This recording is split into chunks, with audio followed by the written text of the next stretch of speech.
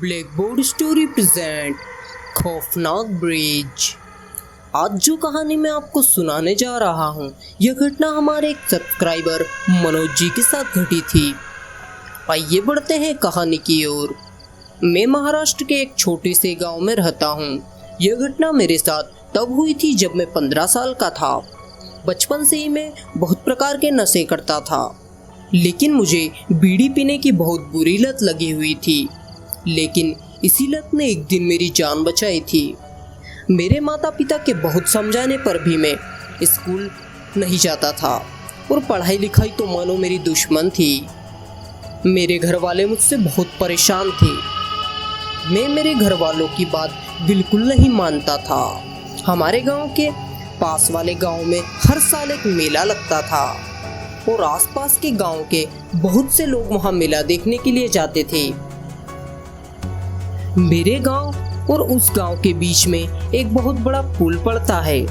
उस पुल के बारे में लोग बोलते हैं, इस पुल पर रात होते ही बहुत सारी भूत प्रेत और जिन और आत्माएं घूमती है, और जो भी रात में इस पुल से निकलता है वो पुल पार ही नहीं कर पाता है। रास्ते में ही उसे आत्माएं गायब कर देती है। इसलिए लोग 8 बजे के बाद इस पुल से नहीं गुजरते हैं।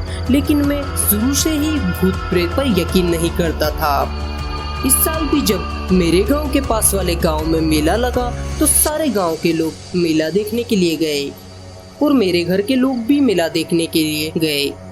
लेकिन मैं कभी उनके साथ मेला देखने के लिए नहीं जाता था। मैं मेरे आवारा दोस्तों के साथ जाता था। जब मैं और मेरे दोस्त हम लोग मेला देखने के लिए गए तो हम लोगों ने मेले में खूब मजा किया और मेला घूमने में कब समय निकल गया पता ही नहीं चला और शाम के 7 बज गए। तो मेरे दोस्तों ने जब समय देखा तो वो बोले, यार मनोज, अब हम लोग घर चलते हैं। शाम के 7 बज गए हैं और हमारे घर के लोगों ने बोला था कि 8 बजे से पहले घर आ जाना। तो मैंने बोला, रुको यार, आधे घंटे बाद चलते हैं। तो मेरे दोस्त आधा घंटा और रुक गए। आधे घंटे बाद फिर से बोला, यार मनोज, अब तो चलना ही पड़ेगा। तुझे पता है ना, वो ब्रिज ठीक नहीं है। तो मैंने बोला, अरे ऐसी बेकार की बात मत करो यार, भूत वूत कुछ नहीं होता। तो मेरे दोस्तों ने बोला कि तू चल रहा है कि हम चले जाएं? तो मैंने बोला, तुम लोग चले जाओ। तो वो लोग 8 बजे तक मेरा इंतजार करने के बाद घर चले गए। मैं मेला देखने में इतना मग्न हो गया था कि कब मेले की सारी दुकानें और झूले बंद हो गए पता ही नहीं चला। जब सब कुछ बंद हो गया तो मैंने सोचा कि अब घर चले जाता हूँ और मैं घर की ओर निकल गया। और जब मैं ब्रिज के पास पहुँचा और अपने जेब में रखे बीड़ी के बिंडल से बीड़ी पीते हुए चल रहा था, तभी आधे ब्रिज पर आने के बाद मुझे ऐसा लगा कि कोई मेरे पीछे पीछे चल रहा है। पर जब मैंने पीछे मुड़कर देखा तो मेरे पीछे अंधेरे के अलावा दूर दूर तक कोई नहीं था।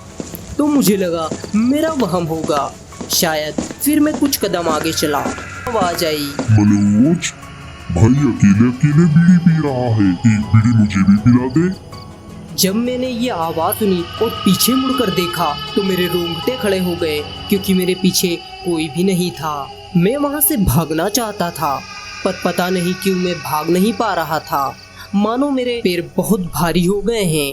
फिर भी मैं जल्दी जल्दी आगे की ओर बढ़ने लगा तो मुझसे बहुत से लोगों के बोलने की आवाजें आना शुरू हो गई। तब मैंने हिम्मत करके उससे पूछा कि मैं आपको बीड़ी कहाँ ला कर दूं, आप तो मुझे दिख ही नहीं रहे हैं। तब मेरे पीछे से आवाज आई, ब्रिज के नीचे खड़ा हूँ, ब्रिज के नीचे फेंक दे। मेरी जेब से एक बीड़ी निकालकर फेंकने लगा। तब उसने बोला, जो तुम्हारे हाथ में जल रही है वो वाली चाहिए। तब मेरे दिमाग में मेरे दादाजी की कही हुई एक बात आई कि भूत और जिन आँख के पास नहीं आते हैं। तो मैं समझ गया और फिर बिना उसकी बात पर ध्यान दिए डरता डरता एक बीड़ी खत्म होने से पहले ही दूसरी बीड़ी जला लेता और फिर आगे बढ़ता रहा। और उसके बाद मेरे पीछे से बहुत भयानक भयानक आवाज़ें आना शुरू हो गई।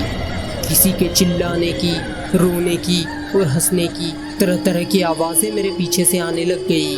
फिर भी मैं उनको नज़रअंदाज करके डरता हुआ आगे की ओर चलता रहा। जैसे ही पुल पार करने वाला था तभी पीछे से आवाज आई।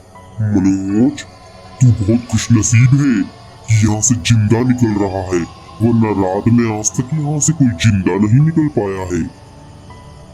अच्छा हुआ तूने मुझे बीड़ी नहीं पिलाई, वरना उसके बाद वो आवाज बंद हो गई और मैं भागता हुआ घर आया और घर आकर सो गया। और जब मैं सुबह उठा तब मेरी हालत इतनी खराब हो चुकी थी कि मैं पलंग से हिल भी नहीं पा रहा था, क्योंकि मुझे रात में मेरे साथ जो हुई घटना थी वही मुझे दिखाई दे रही थी। और 1 महीने बाद जब मेरी हालत ठीक हुई और मैं पलंग से उठा तब मैं मेरे दोस्तों के घर गया और एक बार फिर से मेरे रोंगटे खड़े हो गए जब मुझे पता चला कि मेरे दोस्त तो उस दिन से घर ही नहीं लौटे हैं। हेलो गाइस, तो कैसी लगी आपको ये स्टोरी?